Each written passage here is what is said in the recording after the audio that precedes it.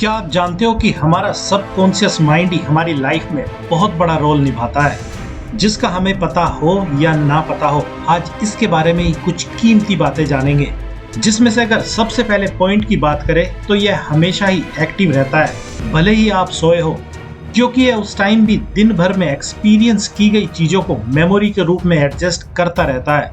और इसी कारण से कई बार तो हमें वही चीजें सपने में दिखाई दे जाती है जिनको हम दिन में सोच रहे होते हैं, लेकिन कई बार यह सपनों के माध्यम से वैसी चीजें भी हमें दिखाता है जिसको हमने दिन में सोचा ही नहीं था, क्योंकि हमारा सबकॉन्शियस माइंड हमें सपनों के माध्यम से बहुत कुछ जाने अनजाने ही कह जाता है। इसलिए तो अगर आप कभी भी यह जानना चाहें कि आपका सबकॉन्शियस माइंड अभी किस चीज पर काम कर रहा है, तो उसके लिए आपको अपने सपनों को सही से डिकोड करना होगा, क्योंकि यह सपनों के माध्यम से बहुत ही कीमती क्लू किसी को देता जाता है।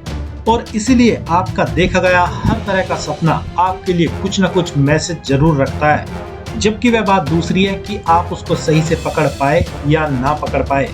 और अब अगर दूसरे पॉइंट की बात करें तो हमारा सबकॉन्शियस माइंड किसी भी तरह के शब्दों वाली भाषा का प्रयोग नहीं करता है, जबकि यह केवल दो ही तरह की चीजों का प्रयोग करता है। एक तो इमेज, जिसको यह सपने में दिखाता है, और दूसरा फीलिंग्स। साथ ही यह फीलिंग्स के आधार पर किसी भी तरह की इमेज को भी क्रिएट कर सकता है। और यहीं से एक सबसे बड़ा क्लू हमारे हाथ में आ जाता है कि अगर आप अपने सबकॉन्शियस माइंड में कुछ चेंज करना चाहते हैं तो उसके लिए आपको इन दोनों का ही यूज करना होगा। जैसे आप चाहे तो इमेजिनेशन या विजुअलाइजेशन के थ्रू कोई इमेज अपने माइंड में देख सकते हैं, या आप कोई खास तरह की फीलिंग को अपने अंदर जानबूझकर पैदा कर सकते हैं। और अगर आप ऐसा कर देते हैं तो आप बहुत हद तक अपने सबकॉन्शियस माइंड को अपने हिसाब से कोई भी इंस्ट्रक्शंस डायरेक्टली दे सकते हैं। और अब अगर तीसरे पॉइंट की बात करें तो हमारा सबकॉन्शियस माइंड हर चीज को लगभग एक जैसे ही लेता है, क्योंकि इसको कोई भी फर्क नहीं पड़ता है कि आप डर रहे हैं, हंस रहे हैं या रो रहे हैं। और ना ही यह आपके किसी भी काम में अपनी तरफ से कोई अड़चन अड़ाता है, बल्कि यह तो बस उसी तरह की यादों, विचारों और इवेंट्स को आपके सामने लाने की कोशिश करने लगता है, जैसा कि आप इसको अभी की फीलिंग्स के द्वारा करने के लिए जाने अनजाने ही इंस्ट्रक्शंस देते रहते हो।